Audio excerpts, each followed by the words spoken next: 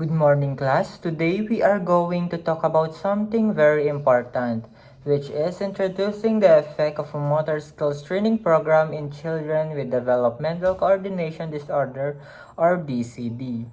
Ano nga ba ito? Sa madaling salita, ito yung kondisyon kung saan ang isang bata ay nahihirapan sa kanyang motor skills. Alam nyo ba yung mga simpleng bagay tulad ng running, jumping, pagsalo ng bola o kahit ang mismong pagsusulat? Para sa mga batang may DCD, napakalaking hamon yan.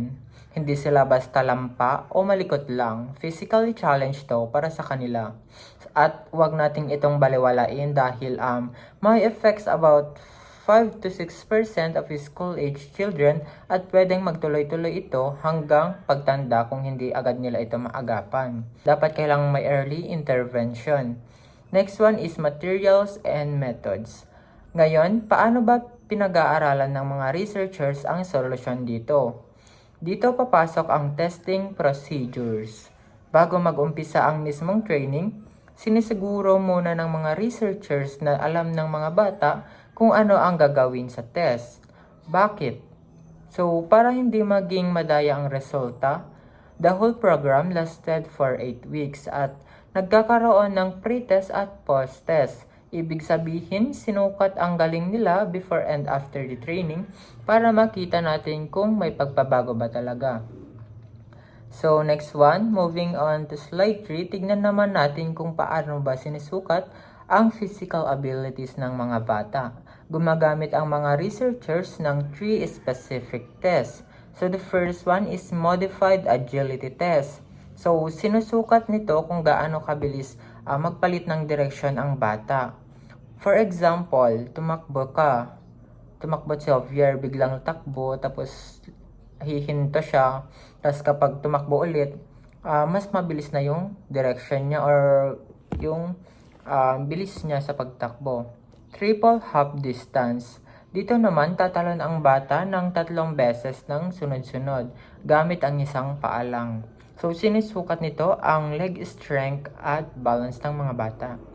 Next one is the 5 jump test. 5 namang sunod-sunod na talon gamit ang both feet. Sinusukat naman dito is yung tinatawag nating explosive power o yung lakas ng buwelo. So, para mas ma-visualize nyo, for example, ang simpleng laro ng taya-tayaan. Ang isang batang may DCD, mahihirapan siyang umiwas o mag-dodge kapag tatalon yung taya sa kanya. So, o kaya naman hindi niya kayang lumaktaw sa maliit na mga harang, obstacles, ganun. Ang mga test na ito is nagbibigay sa atin ng scientific at tamang paraan para ma-measure yung mga struggles ng mga bata. Let's proceed to training program or the 8-week plan. So, sa week 1 and 2, basic movements muna. Nagsisimula muna sa basic like pagtakbo at pagtalon sa loob ng mga hoops. So, ang goal dito is sanayin ang katawan na gumalaw ng may coordination. So, next one is week 3 and 4 or the complex task. Kapag medyo sanay na sila, dinadagdagan ang challenge. So, papasok dito ang pagdidribble ng bola at ang high knee march. Dito kasi, kailangan na ng mas matinding hand-eye coordination at ang kakayahang isabay ang galaw ng magkakaibang parte ng katawan. Week 5 and 6. Game-like activities. So, para hindi boring at maging natural lang yung training program, ginawa nila itong laro tulad ng isang simpleng 1 versus 1 soccer drill. So, dito natututo na ang mga bata kung paano mag-react depende sa galaw at ng kalaro o kalaban nito.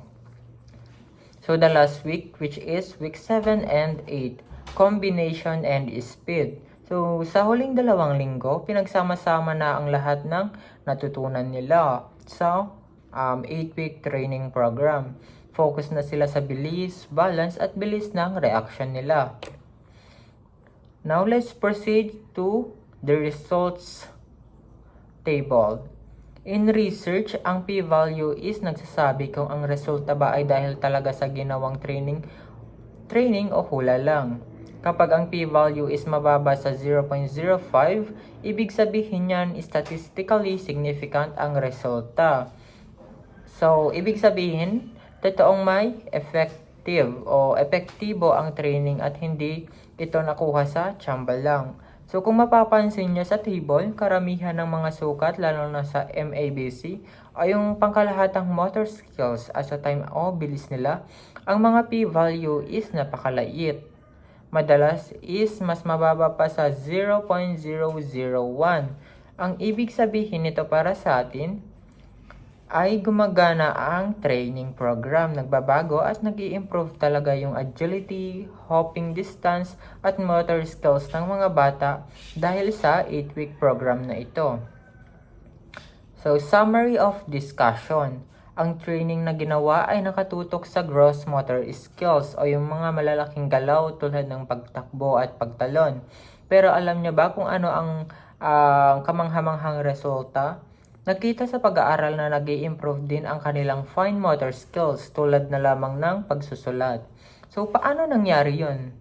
Dahil naging mas matatag, may balanse at may control ang katawan ng mga bata dahil sa training, hindi na sila nahihirapang umupo ng maayos sa upuan at dahil sa stable na ang katawan nila, mas madali na para sa kanila ang humawak ng mga lapis at mag-focus sa kanilang pagsusulat. So, ang physical ability nila is pwedeng mag-transfer sa kanilang academic task. The last slide, which is the conclusion. So, in short class, this 8-week program was highly effective. Hindi lang nito ginawang mas magaling sa sports o laro ang mga bata, tinutulungan silang mag-function ng mas maayos sa pang-araw-araw na buhay. At higit sa lahat, binuhat nito ang kanilang self-confidence para makasali sa ibang mga bata at makasabay sila. So, yun lang.